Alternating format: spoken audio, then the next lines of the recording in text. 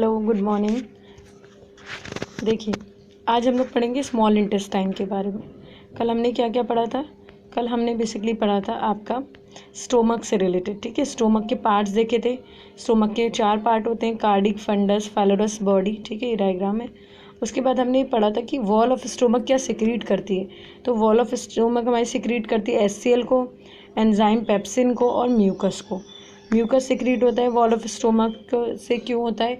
क्योंकि उसे वो क्या करता है, हमारे स्टोमक की जो लाइनिंग होती है ना, उसको बेसिकली क्या करता है, कवर करता है, ताकि हाइड्रोक्लोरिक एसिड से वो डैमेज ना हो। हाइड्रोक्लोरिक एसिड क्या काम करता है? जो भी आप ये खाना वाना खाते हैं उसके अंदर अगर कोई बैक्टीरिया या कोई जर्म्स है तो उसको वो ख़त्म करता है, क्योंकि HCl जब खाने में मिलता है तो बेसिकली वो उसमें जो भी होते हैं बैक्टीरियाज वगैरह उनको किल कर देता है।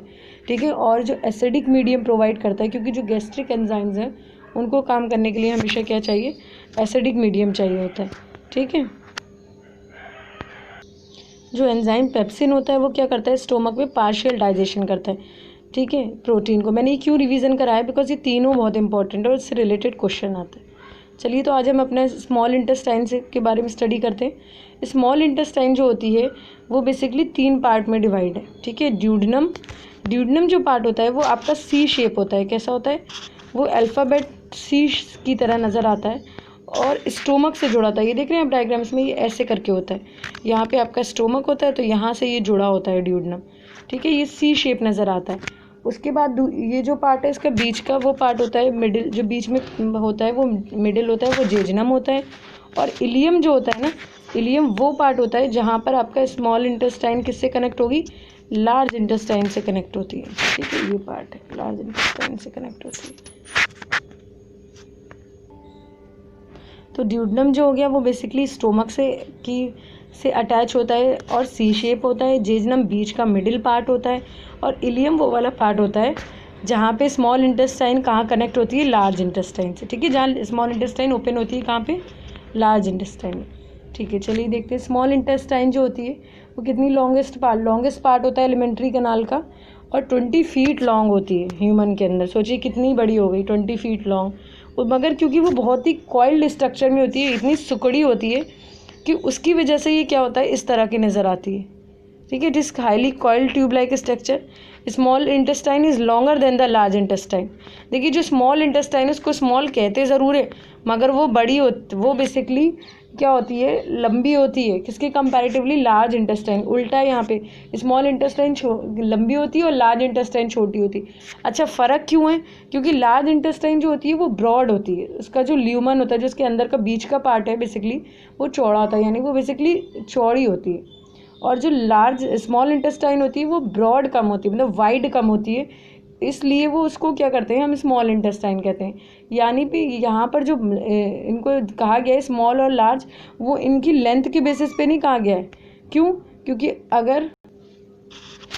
अगर लेंथ के बेसिस पे बात करोगे तो स्मॉल इंटेस्टाइन बहुत लंबी है, तो लार्ज इंटेस्टाइन बेसिकली क्यों लार्ज है, क्योंकि उसका जो ये कह रहे हैं ना, but it's lumen is smaller than that of large intestine. ठीक है, इसकी चौड़ाई कम होती है आपकी स्मॉल इंटेस्टाइन की, longer than the lumen is smaller than the large intestine. ये पूछे जाने वाले क्वेश्चनों में हो सकता है, पूछ लेगा कि ये क्यों होता है। ठीक है, मैंने अभी बताया आपको रीजंस होते हैं। ड्यूडेनम होता है, the region which follow stomach.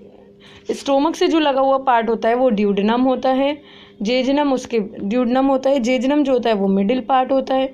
हमें पता ही है, रीजन से लगा हुआ पार्ट ड्यूडेनम है और उसको स्टोमक को फॉलो करता है। जेजनम जो होता है वो मिडिल पार्ट होता है। ठीक है, उसके बाद इलियम जो होता है वो लेटर रीजन होता है, जो कि कंटिन्यू करता है लार्जर इंटेस्टाइन में। अगर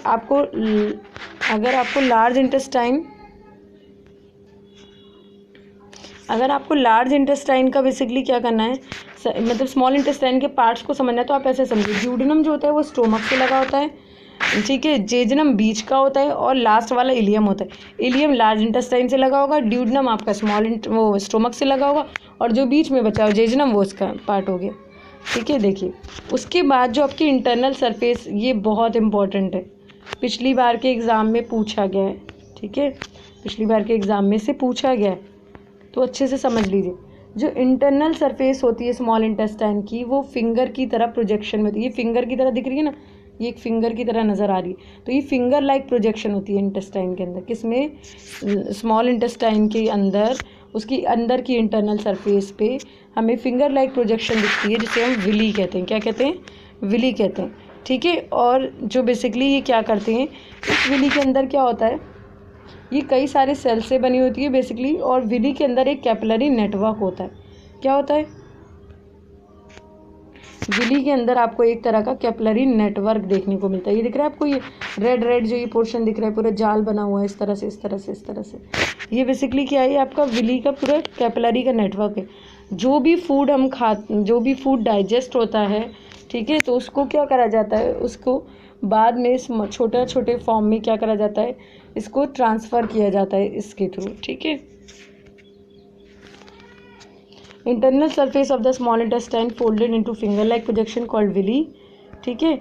और इसके अंदर आपको ये जो लैक्टियल डक्ट नज़र आ रही है ना, ये बेसिकली किसकी होती है? लिम्फ की होती है, ठीक है। देखिए द फंक्शन ऑफ विली का फंक्शन क्या है, पूछा गया था पिछले एग्जाम में।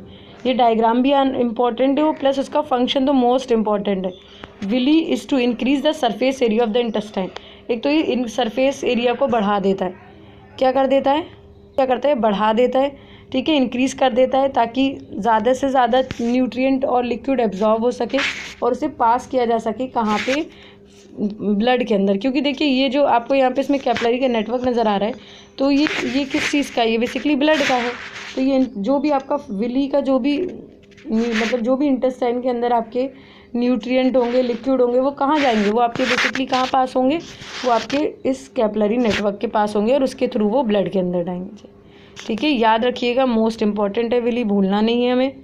उसके बाद आता है common pancreatic duct from liver and pancreas. Duodenum जो सी शेप आपने पढ़ा था, उसके अंदर एक ओपनिंग आती है लिवर से, ठीक है। एक ये जो सी शेप था, इसमें एक ओपनिंग आती है आपकी लिवर से, एक ओपनिंग आती है आपकी पेनक्रियाज से। वो अभी हम जब लिवर और पेनक्रियाज पढ़ेंगे, और ये यहीं पर खुलती है। इसको हेप्टोपेनक्रियाटिक डक्ट कहते हैं। ये दोनों मिली होती है, और यहाँ ये पेनक्रियाज अपना लिवर अपना सिक्रीशन, यहाँ गॉल ब्लैडर के अंदर जो बाइल बनाते हैं वो स्टोर होता है, वो यहाँ सिक्रीट होता है सी शेप में, और पेनक्रियाज अपना सिक्रीशन देता है। तो ये दोनों, मैंने बोला था ना, ये एलिमेंट्री कनाल के एसोसिएटेड पार्ट है, मगर उसका हिस्सा नहीं है। हिस्सा क्यों नहीं है? क्योंकि ये इससे सिर्फ अपनी इसमें क्या करते हैं, ये अपनी डक्ट के थ्रू क्या करते हैं, अपना जो भी सिक्रीशन होता है इसको डाल देते हैं, ठीक है। Most of the chemical digestion absorption takes place in the small intestine. याद रखिएगा 90% खाने का डाइजेशन आपका स्मॉल इंटेस्टाइन में होता है, ठीक है। बाकी आपका जो आपका 10% होता है, ये आपका स्टोमक में होता है। इस चीज़ को याद रखिएगा और प्लीज़ पढ़ते रहिएगा, पीछे का रिवाइज करते रहिएगा, वरना आप भूल जाएंगे, ठीक है। चलिए, अगर आपको मेरा वीडियो पसंद आए तो please like, share and subscribe करिएगा। Thank you.